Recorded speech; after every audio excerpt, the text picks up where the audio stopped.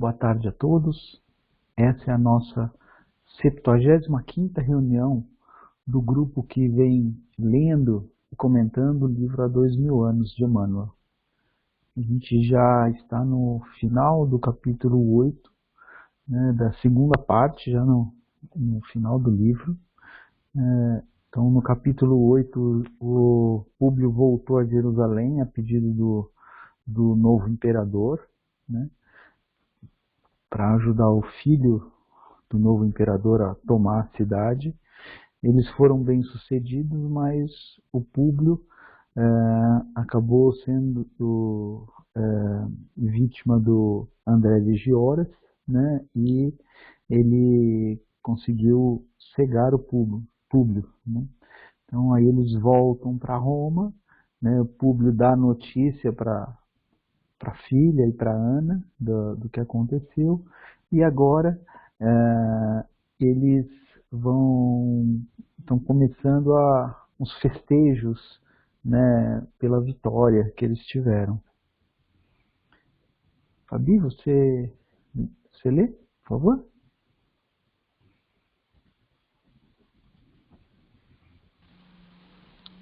Tô só me achando aqui, peraí, Paulo. Tá bom, não tem pressa. Página 375. Já achei, desculpa. Vespasiano, que era o imperador, e Tito, que é o filho do imperador, logo após as cerimônias do Senado, no pórtico de Otávia, encaminharam-se para a porta triunfal. Ali, ofereceram sacrifício aos deuses e tomaram os símbolos do triunfo nas aparatosas, aqui luxuosas, né, festividades imperiais.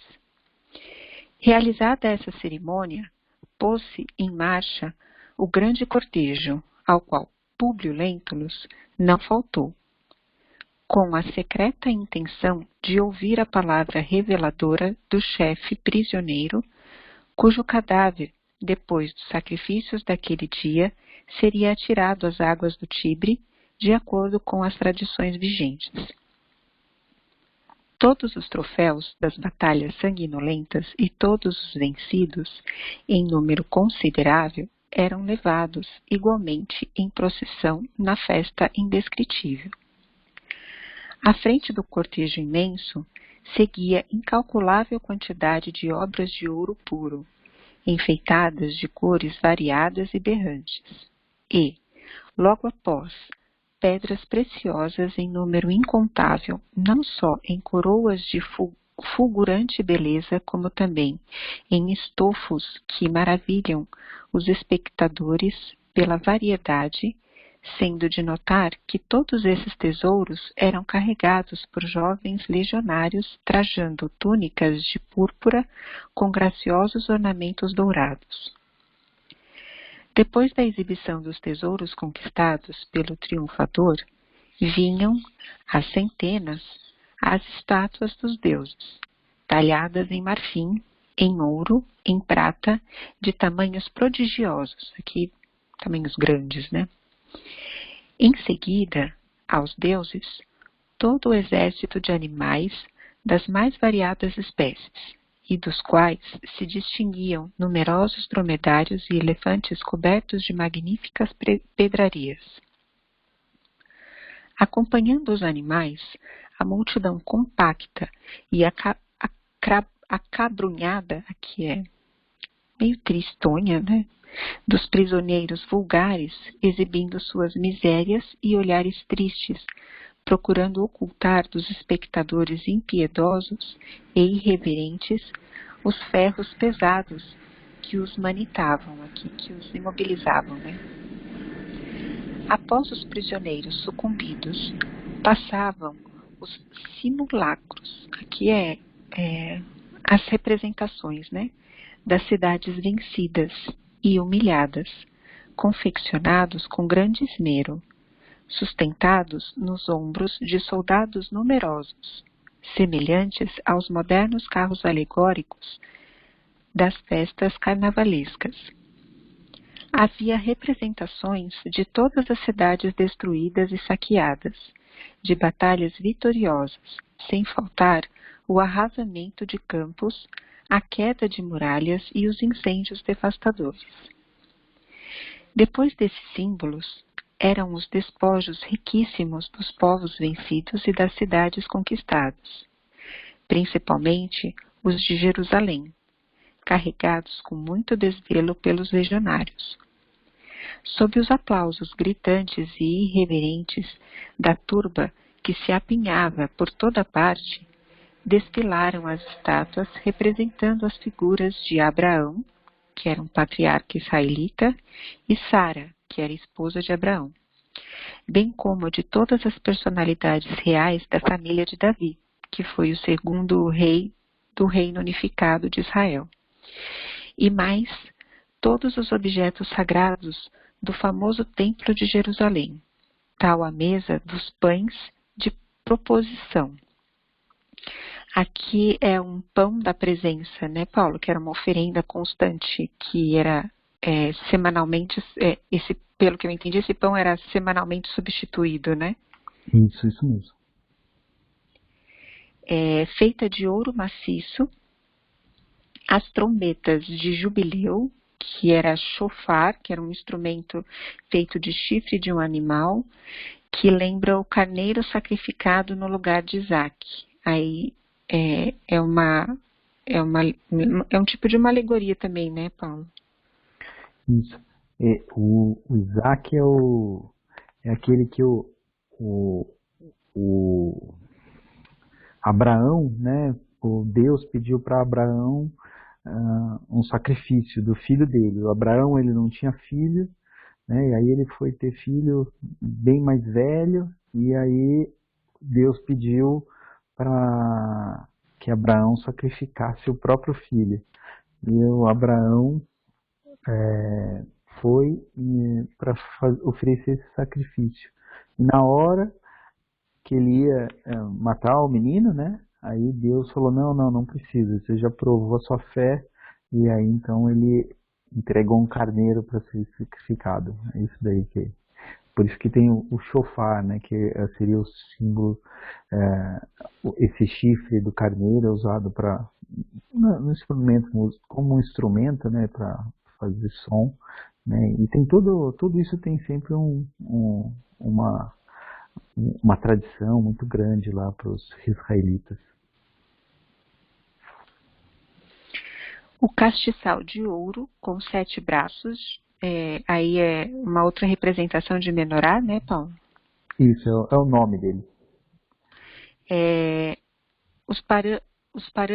Os paramentos de alto valor intrínseco, os véus sagrados do templo e, por fim, a lei dos judeus, que era um rolo de pergaminho com 5 livros do Pentateuco de Moisés, que seguia atrás de todos os despojos materiais, pilhados pelas forças triunfadoras. Cada objeto era carregado em andores preciosos e bem ornamentados, ao ombro dos legionários romanos coroados de louros. Após os textos da lei, seguia Simão, o desventurado chefe supremo de todos os movimentos da resistência de Jerusalém, acompanhado dos seus 3 auxiliares diretos, inclusive André de Gioras. Todos esses chefes da longa e desesperada resistência vestiam de preto e caminhavam solenemente para o sacrifício, depois de exibidos em todas as comemorações festivas do triunfo. Em seguida, vinham os carros soberbos e magníficos dos triunfadores. Após a passagem deslumbrante de Vespasiano, passava Tito, num oceano de púrpura, de sedas e de vermelhão, simbolizando o próprio Júpiter, que era um deus romano do dia, do céu e do trovão, rei dos deuses da mitologia romana, na embriaguez da sua vitória.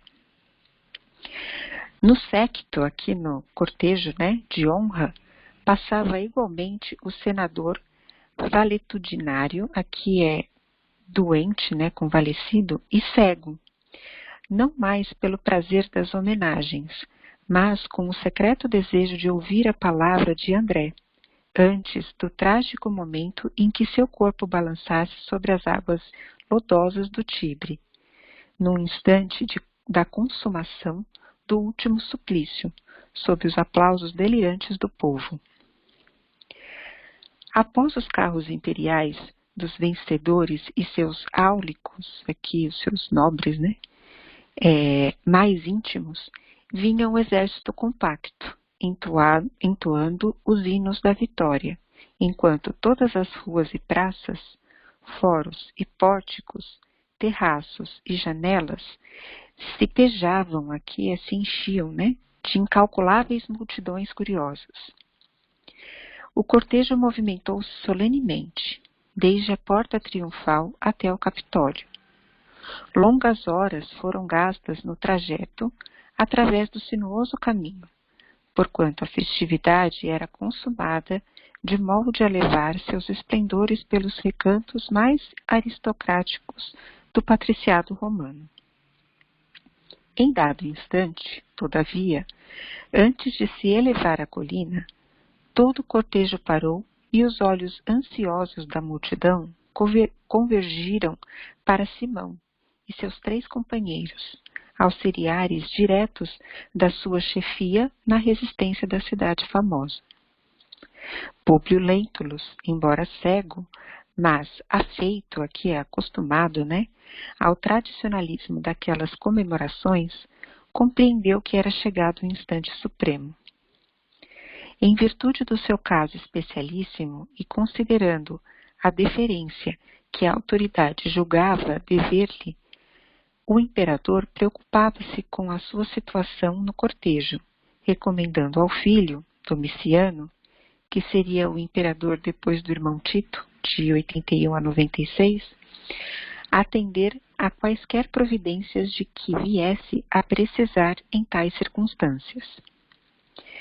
Naquele momento, debaixo das vibrações ruidosas do delírio popular, procediam-se ao flagício de Simão diante de toda Roma embriagada e vitoriosa, enquanto André de Gioras e os 2 companheiros eram conduzidos à prisão mamertina, onde aguardariam o chefe, após a flagelação, para a morte em conjunto, de maneira que os cadáveres pudessem ser arrastados através das gemônias. Aqui é uma explicação, né, Paulo, das gemônias, né, que era uma escadaria onde eram executadas penas de morte na antiga Roma, e os condenados eram geralmente estrangulados antes que os seus corpos fossem amarrados e atirados escada abaixo. É isso, Paulo? É isso aí. Cada coisa horrível, né, que a gente fazia, né? Que a gente nem imagina que tinha, né, mas tinha. E, sob as vistas do povo, atirados às correntes do Tibre. De alma ansiosa, mas disposto a realizar seus desígnios, o senador chamou o príncipe a cuja assistência fora recomendado, expressando-lhe o desejo de dirigir a palavra a um dos prisioneiros, em particular e em condições secretas, no que foi imediatamente atendido. Domiciano tomou-lhe o braço com atenção e, conduzindo-o a uma dependência da prisão sinistra, determinou a vinda de André a um cubículo isolado e secreto, conforme o desejo de Públio, aguardando o fim da entrevista numa sala próxima, juntamente com alguns guardas. Tão logo penetrou o condenado para um interrogatório do antigo político do Senado. Defrontando-se, os 2 inimigos tiveram a estranha sensação de mal-estar. Públio Lentulus não mais podia vê-lo, mas os seus olhos já não tinham expressão emotiva, crestadas aqui, queimadas, né? Para sempre as pupilas claras e enérgicas. Seu perfil ereto manifestava as emoções que o dominavam. Comentário? Eu marquei essa parte porque a gente não precisa ver, né? Como o público não estava vendo. Às vezes a gente entra num lugar E aquele lugar, a gente não sente uma coisa boa, né? A gente tem outras percepções, outros sentidos, né? Quando a gente vai ler o livro dos Espíritos, vai ler principalmente, né, o livro dos Espíritos, ele fala, olha, o Kardec faz algumas perguntas e aí em vários momentos do livro ele fala assim, olha, falta falta sentidos para vocês, para que a gente consiga po- poder explicar isso para vocês. Então eu quis aqui mais lembrar esse ponto, né, que às vezes a gente tem outros sentidos e a gente percebe isso e a gente, do mesmo jeito que a gente pode ter um mal-estar, a gente pode também chegar num lugar e se sentir muito bem, né, e não ter uma explicação, pelo menos lógica pra gente. Era isso. Comentários?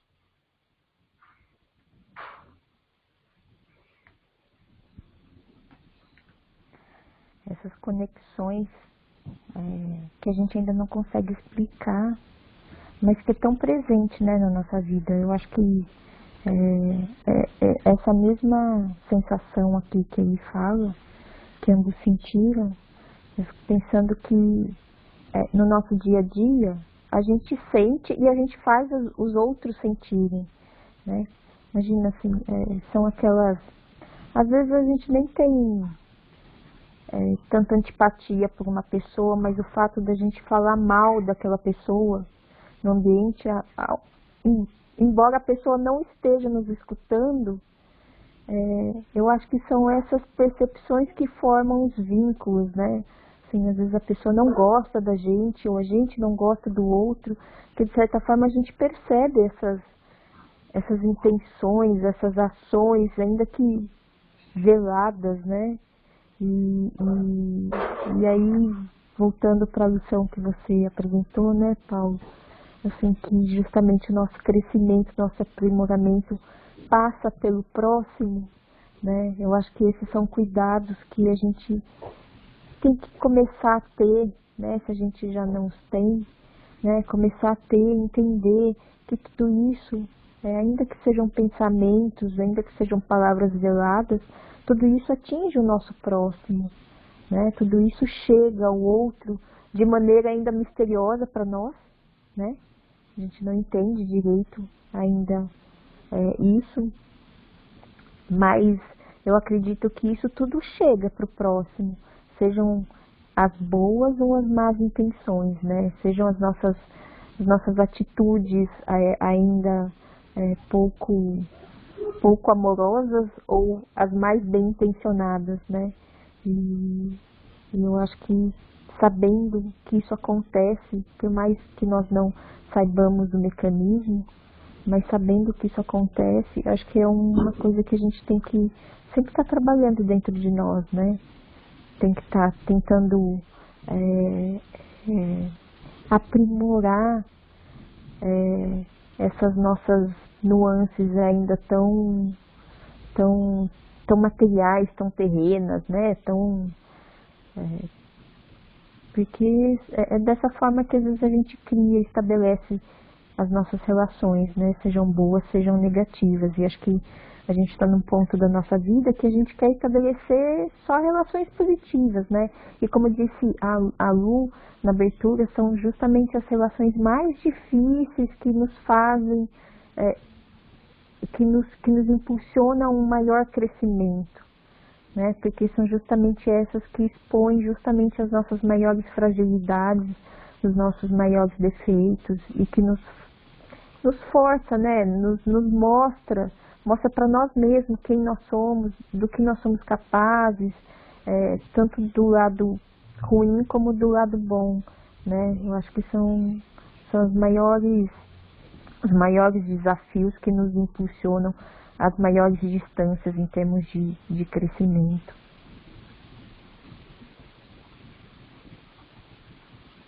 Obrigado. Mais comentários? Pode continuar, Fabi. Senhor André, exclamou o senador profundamente emocionado, contra todos os meus hábitos provoquei este encontro secreto, de modo a esclarecer minhas dúvidas sobre as palavras reticentiosas em Jerusalém, no dia em que consumastes vossas impiedosas determinações a meu respeito. Não quero, agora, entrar em pormenores sobre a vossa atitude, mas tão somente informar-vos, neste momento em que a justiça do império vos toma a sua conta, que tudo fiz por devolver-vos o filho prisioneiro, cumprindo um dever de humanidade ao receber as vossas súplicas. Lamento que as minhas providências tardias não alcançassem o efeito desejado, fermentando tão violenta odiosidade do vosso coração. Agora, porém, não mais ordeno. Um cego não pode determinar providências de qualquer natureza em face das penosas injunções, aqui, pressões, circunstâncias, da sua própria vida, mas solicito o vosso esclarecimento sobre a personalidade do escravo que me crestou à vista para sempre. André de Gioras estava igualmente abatidíssimo na sua decrepitude enfermiça. Comovido pela atitude daquele pai humilhado e infeliz e fazendo o íntimo retrospecto dos seus atos criminosos naquelas horas supremas de sua vida, respondeu amargamente compungido, que é sensibilizado, eu acho. Senador Lentulus, a hora da morte é diferente de todas as outras que o destino concede à nossa existência à face deste mundo. É por isso, talvez, que sinto o meu ódio agora transformado em piedade, avaliando o vosso sofrimento amargo e rude. Desde que fui preso, venho considerando os erros da minha vida criminosa, trabalhando no templo e vivendo para o culto da lei de Moisés. Só agora reconheço que Deus concede liberdade de ação a todos os seus filhos, mormente aos sacerdotes, tocando-lhes, porém, a consciência no momento da morte, quando nada mais resta senão a apresentação da alma falida diante de um tribunal a que ninguém pode mentir ou subornar. Sei que é tarde para regredir no caminho percorrido, a fim de refazer nossos atos, mas um sentimento novo me faz falar-vos aqui com sinceridade no coração que, acicatado aqui, incentivado, pelo julgamento divino, já não pode enganar a ninguém. Comentários?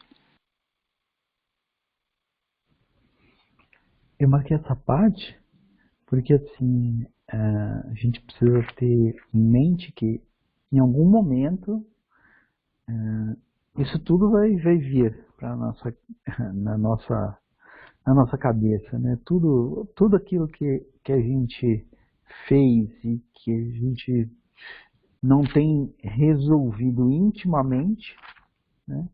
Independente das pessoas saberem ou não interessa. Aquilo que a gente não está resolvido intimamente, não está, se a gente não está em paz, aí quando a gente está aqui encarnado, a gente consegue colocar deixar essas lembranças bem guardadas, né? Mas às vezes acontecem fatos na nossa vida, e principalmente quando a gente voltar para o plano espiritual, esses fatos que a gente deixou bem guardada vão vir à tona, né? E aí, no caso aqui, foi a prisão do André que fez ele lembrar de tudo isso, né? E a gente vai ser julgado só pelo tribunal da nossa consciência, né? Que eu gosto de brincar, é um tribunal que leva em consideração todos os fatos que a gente sabe, né? Ele não deixa nenhum desses fatos para trás, Então a gente precisa procurar ao longo da nossa vida não deixar esses fatos não resolvidos para trás, né? E por isso que Jesus falou, né, que enquanto a gente estiver aqui, né, a gente procurar se reconciliar, né, com os nossos adversários, né, para não chegar do lado de lá, a gente querer fazer isso e não poder. Então, se a gente ainda tem esse ranço, essa coisa mal resolvida, que a gente resolva agora. Mais comentários?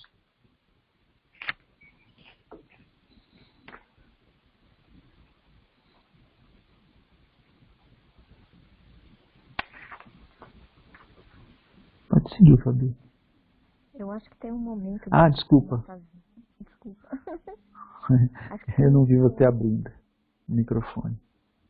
Acho que tem alguns momentos, assim, da nossa vida que a gente passa a rever as coisas, mas parece que muda as lentes, né, com que a gente enxerga. Porque aqui as coisas que antes eram importantes para o André de Oros, ele percebeu que não eram mais importantes, né?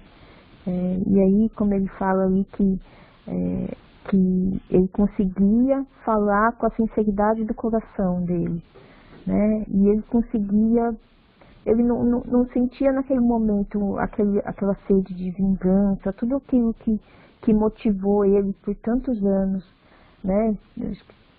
Chega um momento que acho que essas reflexões que a gente faz na nossa vida, parece que simplesmente a chave vira, né? A gente passa a entender um pouco de como a vida caminha, né? Porque, como ele falou aqui, né? Que ele percebeu que Deus concede liberdade de ação a todos, né? E eu acho que a gente passa, por mais que às vezes a gente saiba disso, mas acho que esse momento de clareza, de que a gente percebe isso com uma verdade que não tem como reverter isso no nosso coração, parece que isso, de uma hora para outra, parece que isso vira chave, né? E a gente passa, não tem como eu agir diferente, porque acho que essa consciência que você estava falando, né, Paulo, que a gente passa a compreender que a gente faz as coisas não movido por interesses diversos, mas simplesmente a gente faz porque a gente considera que aquilo é certo e pronto, né? A gente passa a agir assim, acho que na medida que essa clareza chega assim na nossa alma. Porque é diferente, né? Eu fico pensando, é diferente essa clareza e o conhecimento, né? Porque a gente sabe, em termos de conhecimento, a gente sabe que a gente deve nos aprimorar, que a gente tem que ter entendimento com os nossos irmãos, que a gente tem que exercer a caridade, a indulgência, a benevolência, que a gente tem que aprimorar isso, que a gente tem que transformar o egoísmo dentro de nós, que a gente tem que transformar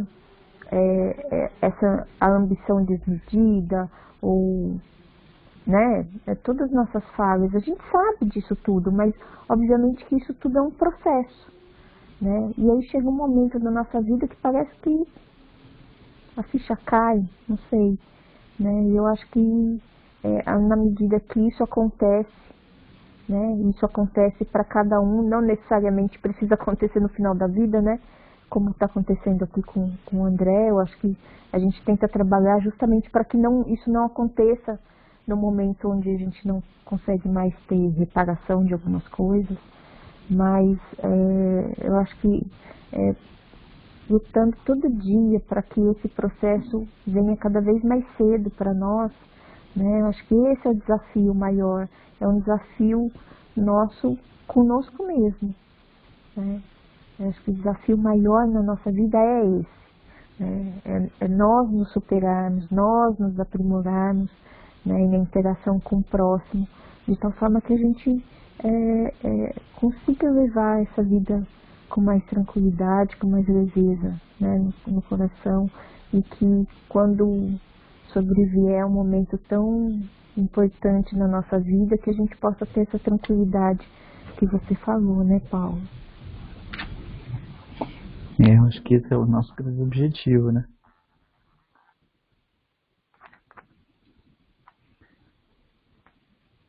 Mais comentários?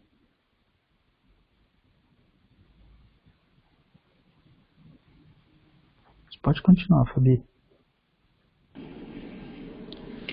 Há quase 40 anos, vossa austeridade orgulhosa determinou a prisão do meu único filho, remetendo impiedosamente para as galeras, e debalde, que inutilmente, implorei a vossa clemência de homem público para o meu espírito desamparado.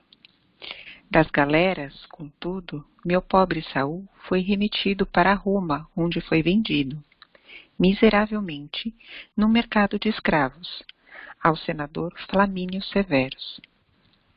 Nesse instante, o cego, que escutava atenta e eminentemente emocionado, ao identificar naquela narrativa o algoz da filha, interrompeu-o, perguntando: Flamínio Severus? Sim, era também como vós, um senador do Império. Profundamente emocionado ao ligar os fatos dolorosos de sua família à pessoa do antigo liberto, mas necessitando de todas as energias morais para dominar-se, o senador recalcou reprimiu, no íntimo a sua amargura, conservando-se em atitude de expressivo silêncio, enquanto o condenado prosseguia. Comentário? Eu marquei essa parte porque, assim, quando a gente precisa mudar, né, a gente precisa juntar todas as forças que a gente consegue para se dominar, né, não responder na hora, não fazer, é uma coisa muito difícil para a gente, né, e a gente tem que ir fazendo isso cada vez. No começo é muito difícil, né? Aí depois a gente vai, como eu gosto de brincar, né? A gente está aqui para aprender a amar, né?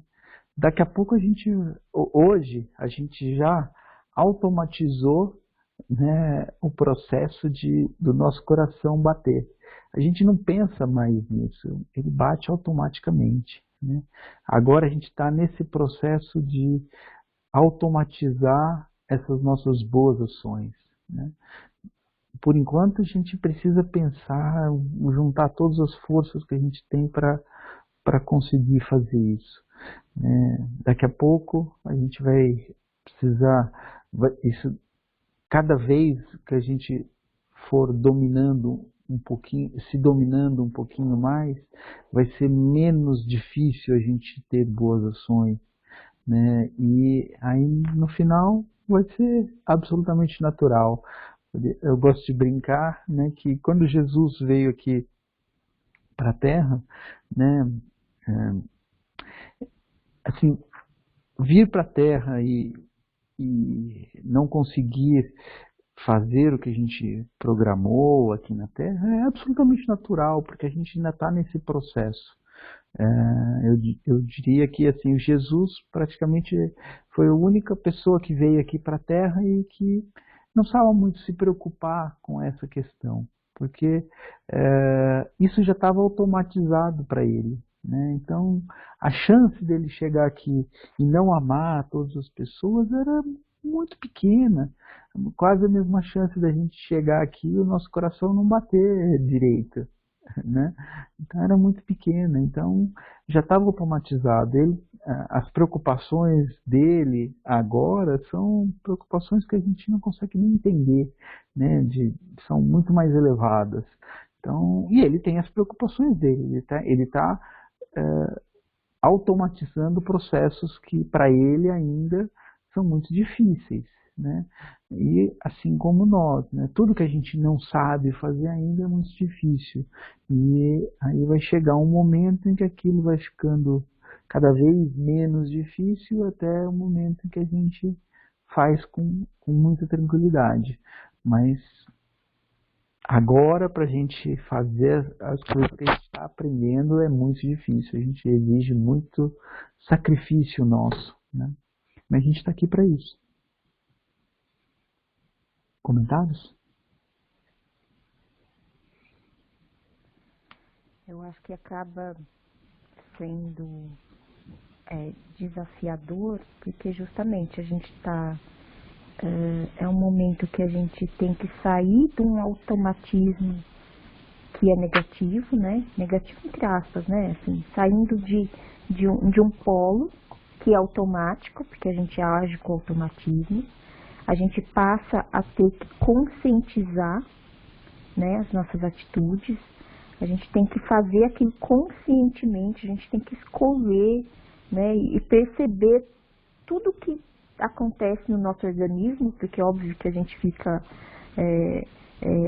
as emoções, a gente passa a perceber nossas emoções conscientemente, né? A gente passa a perceber o que as emoções provocam no nosso corpo, e a gente tem que, ainda assim, consciente deles, tomar uma atitude diferente, né? Para chegar nesse automatismo, né, que você estava comentando que Jesus já adquiriu, que é um automatismo para o outro polo, né? Justamente para o polo do amor, tirando o egoísmo, né?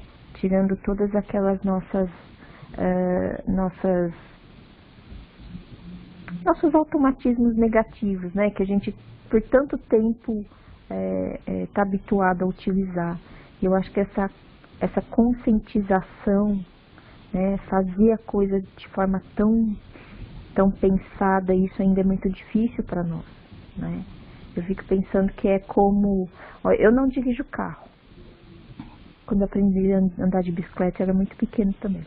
Mas eu fico pensando que é como uma pessoa que aprende a dirigir o carro.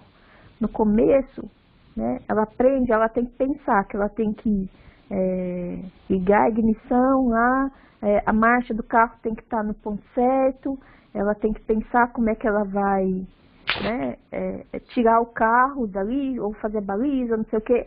Acho que no começo é muito difícil começar a dirigir, né? Eu imagino, né? E a pessoa às vezes erra a marcha, não sei o quê, até o momento que a pessoa nem pensa o que ela faz, né? Ela entra dentro do carro e dirige, e sai guiando, né? Eu acho que a gente passa por esse processo aí no nosso aprimoramento moral, né? Só que eu acho que leva mais tempo do que dirigir um carro, né? Porque são anos automatizando atitudes, pensamentos, né? E a gente também leva um tempo maior para modificar esses automatismos, né?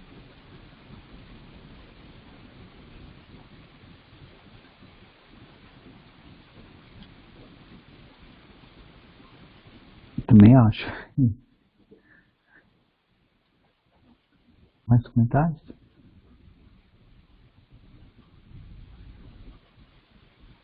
Pode continuar, Fabi.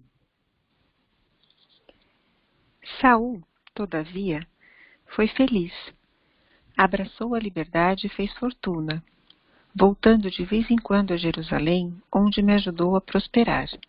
Mas devo revelar-vos que, não obstante os textos da lei por mim pregada muitas vezes, que nos manda desejar ao próximo o que desejaríamos para nós mesmos, aí aqui você colocou uma citação, né, Paulo? Não procures vingar-te, nem te lembrarás da injúria de teus concidadãos.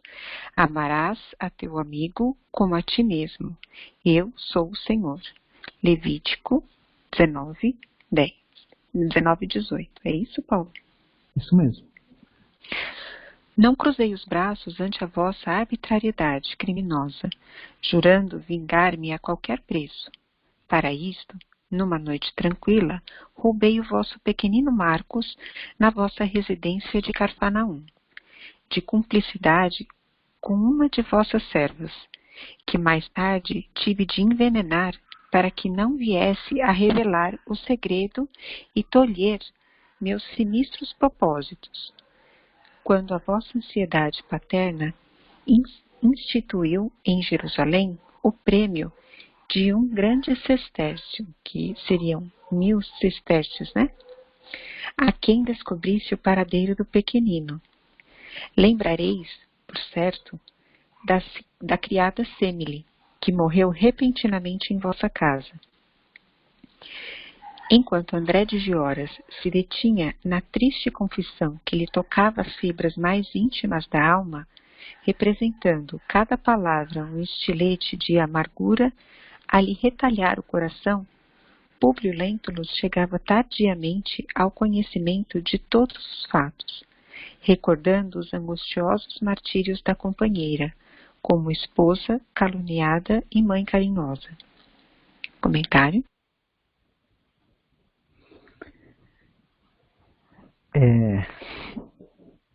Eu lembro dessa parte, né, que assim, a Lívia, ela foi caluniada com relação ao pela Fúvia e pelo Sulpício, né, com relação ao adultério. Essa questão dela não ser uma boa mãe foi ele mesmo que julgava isso, né? Porque ele achava que ela que não tinha cumprido as obrigações, né? E aí, como no dia que ele foi raptado, foi visto lá uma pessoa com a túnica né, a Semele usou uma túnica que seria da Lívia, né? E isso que ele que inventou, né? Mas assim, ninguém nunca falou que ela não era uma boa mãe, que nada. Isso aí já foi da cabeça dele. Era isso aí. E aí, e aquilo que ele mesmo criou, né? Ele tá voltando para a cabeça dele lá e falando, nossa, olha só as besteiras que eu fiz, né? Então, por isso que quanto antes a gente conseguir se livrar dessas coisas, melhor. Comentários? Mas acho que mesmo que alguém tivesse falado isso para ele, né, eu acho que nessa hora não vem ao caso, né, o que o outro fez, porque a gente julga o que nós fizemos, né, independente do que o outro falou, deixou de falar, acho que nessa hora vem o peso da nossa decisão, né, da nossa escolha, e eu acho que essa dor, essa recordação, assim, essa angústia passa a ser tão grande porque a gente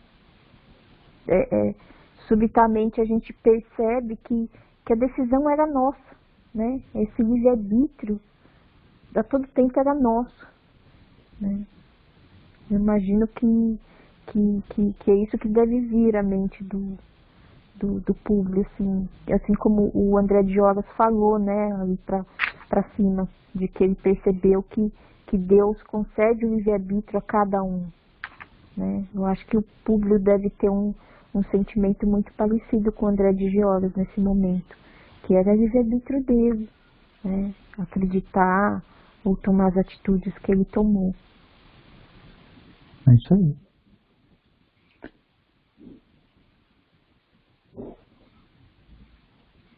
Pode seguir, Fabi. Impressionado, porém, com o silêncio doloroso, André continuava. Pois bem, senador, obedecendo aos meus sentimentos condenáveis, raptei vosso filhinho, que cresceu humilhado nos mais rudes trabalhos da lavoura. Aniquilei-lhe a inteligência, favoreci-lhe o ingresso nos vícios mais desprezíveis, pelo prazer diabólico de humilhar um romano inimigo, até que culminei na minha vindita em nosso encontro inesperado. Mas, agora, estou diante da morte e não sei enxergar mais a nossa situação, senão como pais desventurados. Sei que vou comparecer breve ao tribunal do mais íntegro dos juízes e, se vos fosse possível, eu desejava que me dissesseis um pouco, que me desseis um pouco de paz com o vosso perdão.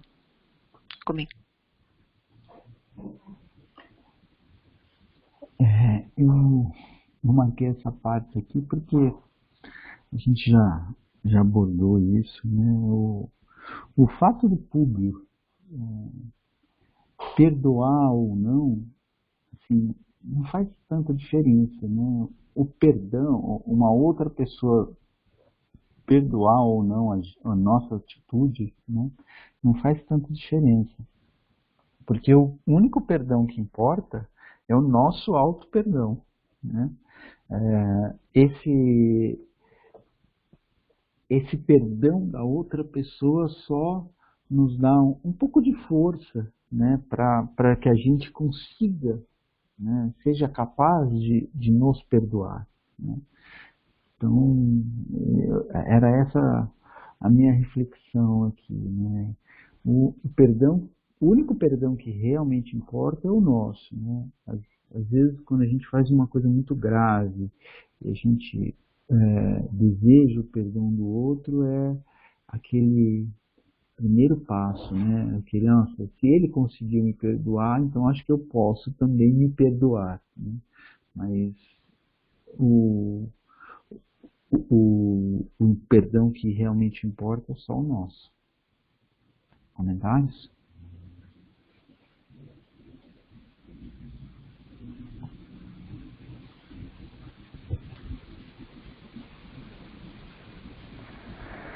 Eu acho que para a paz do que a gente faz, sim, né? É o que você falou, importa o nosso próprio perdão, né? A gente rever os nossas atitudes, nossos pensamentos. Mas acho que de certa forma, talvez o perdão do outro mostre para nós que pode ser diferente, né? É o que você estava falando, se o outro é capaz de perdoar algo que a gente acha tão terrível, de alguma forma eu acho que isso pode mobilizar dentro de nós também essa capacidade de perdoar, né, aqueles que a gente acha que nos ofendeu, né? Eu acho que talvez isso mude um pouco a nossa percepção de tolerância e de indulgência para com o próximo, né? Porque eu acho que de alguma forma isso deve nos tocar, né? De alguma forma isso nos sensibiliza e nos ajuda nesse processo de interação com o nosso próximo também, não só na relação de nós conosco mesmo, mas eu acho que de alguma forma isso marca a gente, né? Acho que tem acontecimentos assim que acho que são tão importantes que a gente deve levar assim, não só para essa vida, mas para as próximas, né? Que muitas vezes vai ser a atitude do próximo, né? Acho que quando a gente sente essa sinceridade, né? Eu acho que isso nos toca e às vezes serve de freio para nos ajudar nesse autodomínio que a gente tem que aprender a desenvolver.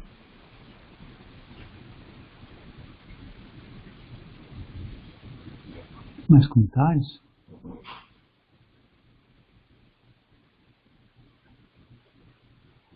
Vou subir para mim. O velho senador do Império não sabia explicar as suas profundas dores, ouvindo aquelas revelações angustiosas e amargas. Ouvindo André, sentia ímpetos de perguntar pelo filhinho em criança, por suas tendências, pelas suas aspirações da mocidade, desejava inteirar-se dos seus trabalhos, das suas predileções, mas cada palavra daquela confissão amargurosa era uma punhalada nos seus sentimentos mais sagrados.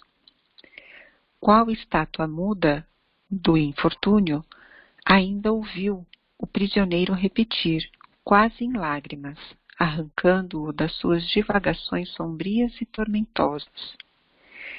Senador, insistia ele, suplicando tristemente, perdoai-me.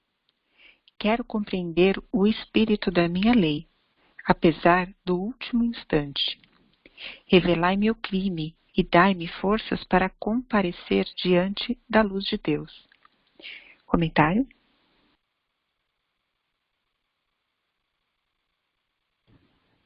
Quando a gente sente que a gente cometeu uma falha, né? A gente vai querer, né? Isso a gente vê em vários em livros espíritas aí, né? Quando a gente chega do lado de lá, a gente quer que aquilo seja divulgado, né? E aí a gente acaba, para que a gente tenha essa oportunidade de enfrentar todas as situações, né? Enquanto a gente tá com aquilo lá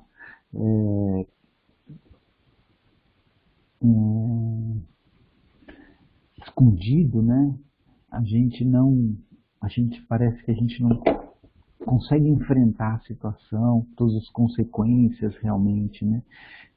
Acho que era isso que Jesus estava falando lá do escândalo, né? Que o escândalo é necessário, né? Então a gente vai ter que esses nossos crimes serão revelados, né, de alguma forma. Isso não precisa ser revelado assim a todos, né? Mas aquelas pessoas que são importantes, né? Para que a gente possa olhar para elas e avaliar as consequências do que a gente cometeu, né? Então acho que a gente tem essa necessidade. Eu lembro de um desses escândalos que a gente teve já faz algum tempo, né? Lá no mensalão ainda, né?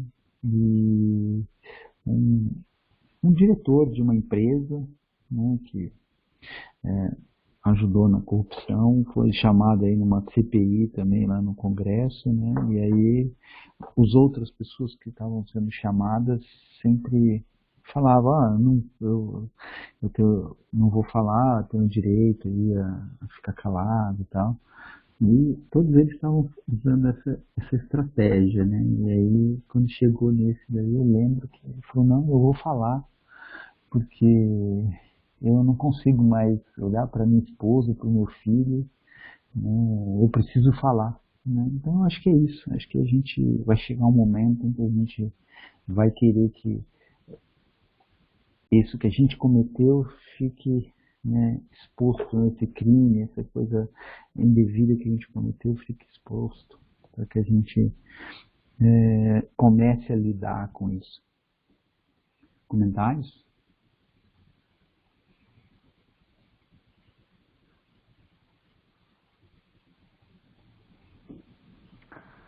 Acho que aí, por isso que não existe essa questão dos castigos, né? Porque, na verdade, é a nossa própria consciência que exige reparação, né? Não é Deus que nos pune, né? É a nossa própria consciência que sente essa necessidade, né? De muitas vezes expor, de fato, os nossos próprios erros, né? De tal forma que isso nos ajude nesse momento de reparação, né? Eu acho que o nosso grande juiz é a nossa própria consciência mesmo. Com certeza. Pode continuar, Fabinho. Públio ouvia-lhe a voz súplice, enquanto uma lágrima de dor indescritível rolava dos seus olhos tristes e apagados. Perdoar? Mas como? Não fora ele, Públio, o ofendido e a vítima de uma existência inteira? Singulares emoções abalavam-lhe o íntimo, enquanto numerosos soluços lhe morriam na garganta opressa. Diante dele estava o inimigo implacável, que procurava aflitivamente por consecutivos e longos anos de infelicidade. Mas, na sua introspecção, sabia entender igualmente as próprias culpas, recordando os excessos da sua severidade vaidosa. Também ele, ali, estava como um cadáver ambulante, no seio das sombras expressas. De que valeram as honrarias e o orgulho desenfreado? Todas as suas esperanças de ventura estavam mortas, todos os seus sonhos aniquilados. Senhor de fortuna considerável, não viveria mais no mundo, senão para carregar o esquife negro, aqui é o caixão, né? Das ilusões despedaçadas. Todavia, seu íntimo se recusava ao perdão da hora extrema. Foi então que se lembrou de Jesus e da sua doutrina de amor e piedade pelos inimigos. O mestre de Nazaré perdoara a todos os seus algozes e ensinara aos discípulos que o homem deve perdoar 70 vezes 7. Aqui está em Mateus, né? Recordou igualmente que, por Jesus, sua esposa imaculada morrera nas ignomínias do circo infamante. Por Jesus, voltara Flamínio do reino das sombras para incliná-lo um dia ao perdão e à piedade. Comentários?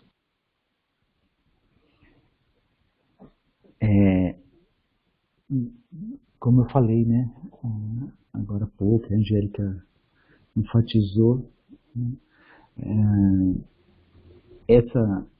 quando a gente perdoa, né, o outro de um crime tão grande, né, fica mais fácil a gente se perdoar, né, de crimes equivalentes que a gente, né, porque Jesus falou, né, que com a mesma régua que a gente medir, a gente vai ser medido. Por quê? Porque a gente que dá o tom, né, a gente que fala o que é possível perdoar e o que não é. Então,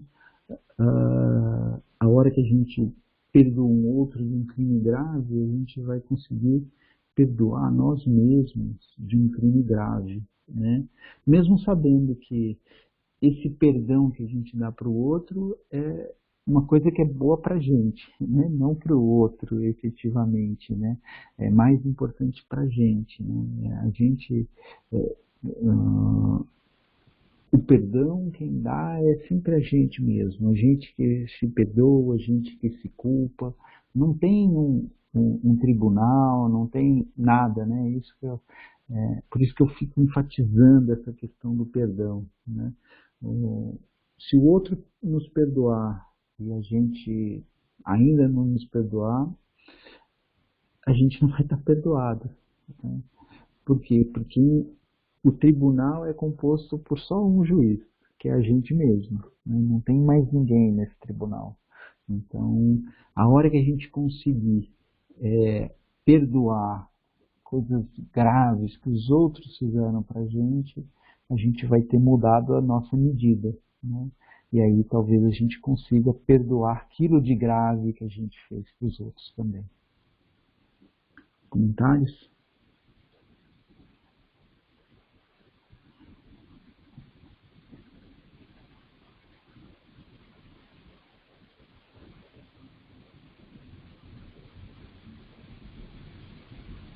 Pode seguir, Fabi. Os ruídos de fora denunciavam que a hora derradeira de André estava próxima. O próprio Simão já caminhava vacilante e ensanguentado, depois do açoite, para o interior da prisão, epilogando aqui concluindo, né, o suplício. Foi então que Públio Lentulus, abandonando todas as tradições de orgulho e vaidade, sentiu que no íntimo da alma brotava uma fonte de linfa, aqui é de água, né, cristalina. Copiosas lágrimas desceram-lhe as faces rugosas e macilentas, das órbitas sem expressão, dos olhos mortos e, como se desejasse fitar o inimigo com os olhos espirituais, a fim de mostrar-lhe a sua comiseração, exclamou em voz firme: "Estais perdoado." Voltando imediatamente à sala contígua e sem esperar qualquer resposta, compreendeu que era chegada a última hora do inimigo. Daí a minutos, o cadáver de André de Gioras era arrastado às gemônias para ser atirado ao Tibre silencioso.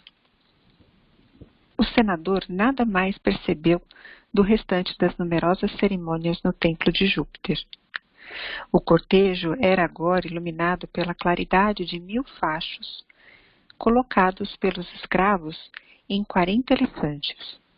Por ordem de Tito, ao cair das primeiras sombras da noite, mas o senador acabrunhado, aqui triste, nos seus padecimentos morais, regressava em liteira ao palácio do Aventino, onde se fechou nos seus apartamentos particulares, alegando grande cansaço.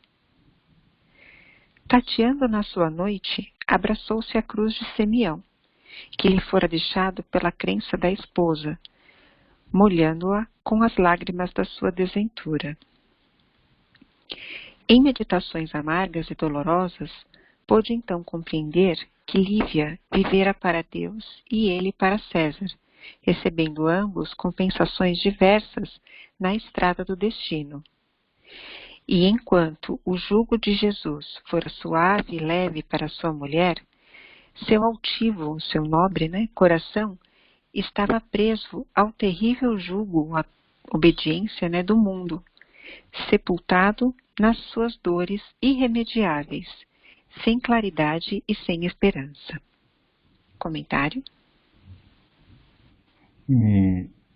Aqui tem aquela famosa frase de Jesus, dai a César o que é de César, e a Deus o que é de Deus, e a gente vai receber aquilo que a gente der, porque, como acabei de falar, a gente quem vai fazer o nosso julgamento, então aquilo que a gente der para os outros, a gente vai receber, e se a gente fizer coisas, aqui de César, a gente vai receber as coisas de César. Se a gente fizer coisas de Deus, a gente vai receber as coisas de Deus. Mas a gente está terminando esse capítulo, a gente já começa a ver um Públio transformado,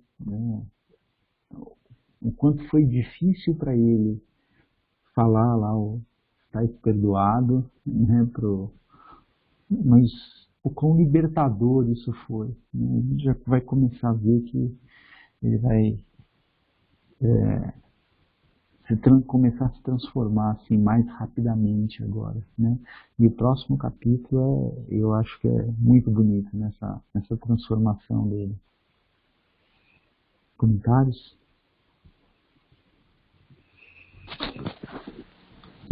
Paulo, na verdade não é um comentário, mas sim uma pergunta.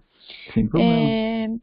Eu não percebi, não sei se foi nessa parte ou uma parte anterior, assim, o Públio, ele teve aquela simpatia muito intensa com aquele que era realmente o filho dele, Uhum. mas durante essa conversa com o André, eu não sei se eu não peguei aqui, em nenhum momento ele fala quem era o filho dele. Foi isso mesmo? Porque ficou meio que no ar, Eu acho que ele soube que o André sequestrou, mas ele não soube quem o filho dele se tornou, Então, é isso que eu queria saber, se eu perdi algum momento aqui que ele falou e eu não prestei muita atenção, pode ter sido isso, ou se ele realmente não falou. Olha aqui, ó, eu cheguei certinho. Pois bem, senador, obedecendo aos meus sentimentos combinados, raptei vosso filhinho. Tá vendo aí? Tô. Tá na página 380, deixa eu ver. É no finalzinho já do capítulo, um pouquinho antes dele falar que está perdoado. Então ele falou com todas as letras, dava para entender umas 3 páginas antes do final do capítulo, deve ser mais ou menos. Ah, tá. Achou? Não, então eu que me perdi mesmo. Não, sem problema. Obrigada, Paulo. Eu já li isso aqui um monte de vezes, isso é mais tá bom? Sem problema. Obrigada. Nada. Mais algum comentário ou pergunta?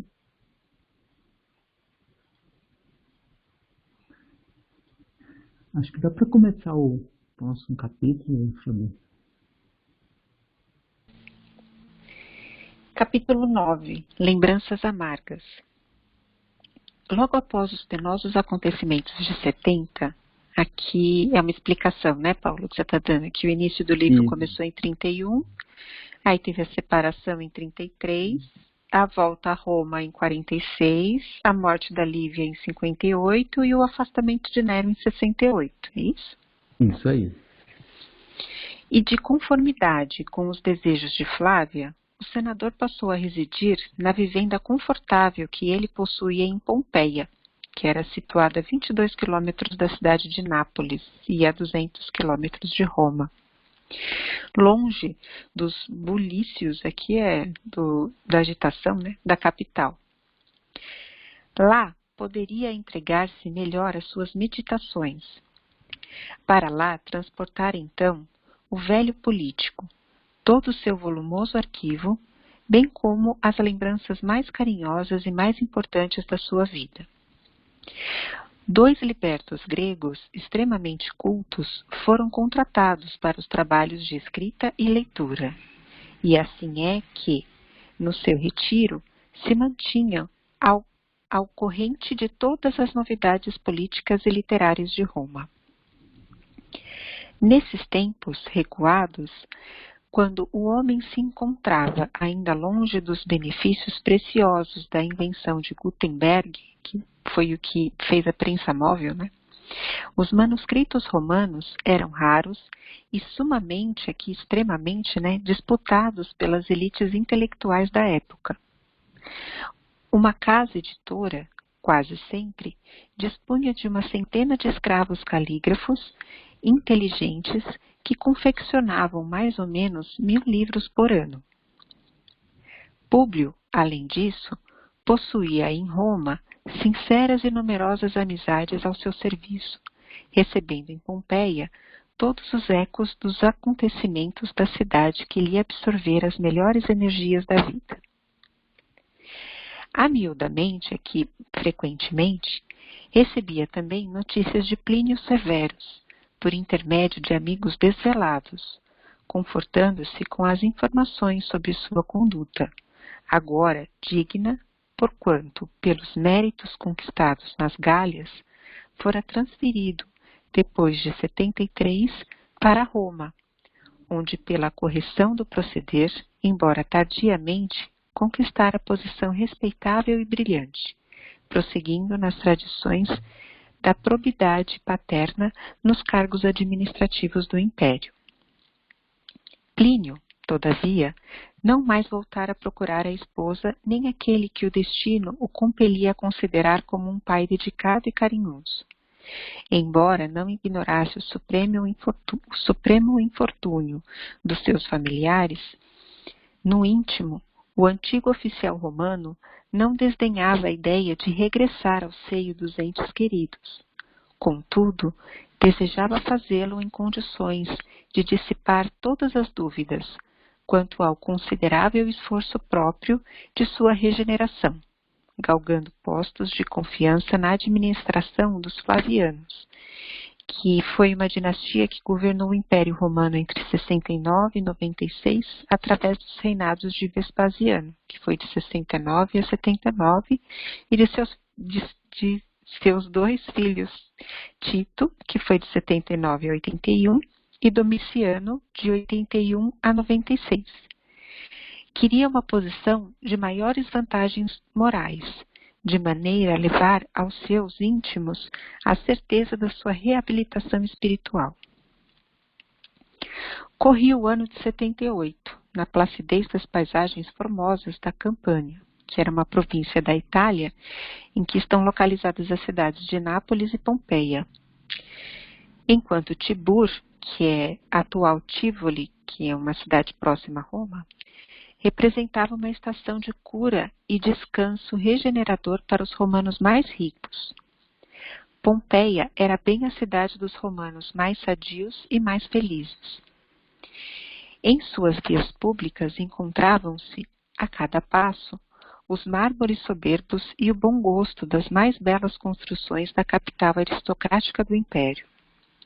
Em seus templos suntuosos, aglomeravam-se assembleias brilhantes, de patrícios educados e cultos, que se instalavam na linda cidade, povoada de cantores e poetas, ao pé do Vesúvio, que foi o vulcão conhecido pela erupção em 79 que destruiu as cidades romanas de Pompeia e Herculano, e iluminada por um céu de maravilhas cheio de ridente sol ou bordado de estrelas cariciosas. Públio Lentulus, agora, sobremaneira, que muito apreciava a palavra simples e convincente de Ana, que envelhecera ao lado de Flávia, qual bela figura de marfim antigo.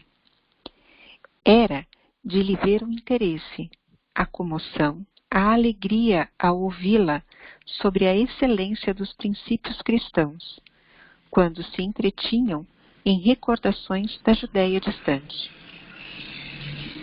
Nessas amáveis palestras, entre os três, logo após o jantar, discutia-se a figura do Cristo e as sublimadas ilhações, aqui deduções, da sua doutrina, conseguindo o senador, pela força das circunstâncias, meditar melhor os grandiosos postulados do Evangelho, ainda fragmentário e quase desconhecido, para ligar os princípios generosos e santos do cristianismo à personalidade do seu divino fundador. Comentário? Eu marquei essa parte, né, e eu fiz questão aqui também de mostrar logo no começo, né, todos os acontecimentos, né, porque as coisas não acontecem na nossa vida assim, num passe de mágica, né? Então, ó, ele ficou cego aqui em 70, né? E agora aqui já está em 78. Em 70 a gente viu que a hora que ele ficou cego, conversou, né? Várias coisas começaram a encaixar mais na cabeça. Ele já estava um pouco diferente, né? Quando ele ficou cego, por tudo que aconteceu com a esposa, mas ainda não tinha sido. Aí foi a hora que ele...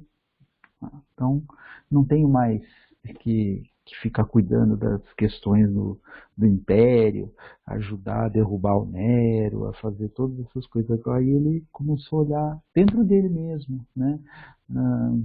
Nas questões que interessam a gente mesmo, né? Que são aquilo que a gente veio fazer aqui, né? E aí ele teve esse tempo de ficar fazendo essas reflexões, e nesse momento ele já começava a perceber uma diferença, né? E por quê? Porque agora ele tinha esse tempo para refletir, para pensar, para isso tudo. E foram 8 anos, né? Aqui já é 78, então são 8 anos, né? Eu fico imaginando, né, se a gente tiver um tempinho todo dia, né, seja meia hora, 1 hora, para a gente fazer uma leitura edificante, como um livro como esse, tempo para a gente pensar, né, na nossa vida com base nesses estudos que a gente começa a fazer, né? Imagina como nós estaremos daqui a 8 anos, né? Acho que a gente vai ter conseguido dar muitos passos, coisas que hoje a gente julga que é muito difícil. Daqui a 8 anos a gente vai conseguir fazer algumas delas, né? E eu acho que é isso, a gente precisa dar esse tempo pra gente, né? Porque enquanto a gente não der esse tempo pra gente, a gente vai conseguir coisas muito pequenas, né? A hora que a gente der esse tempo de estudo, de meditação, de avaliação das nossas atitudes, a gente vai começar a perceber que a gente vai andar muito mais rápido, né? Era isso. Mais comentários?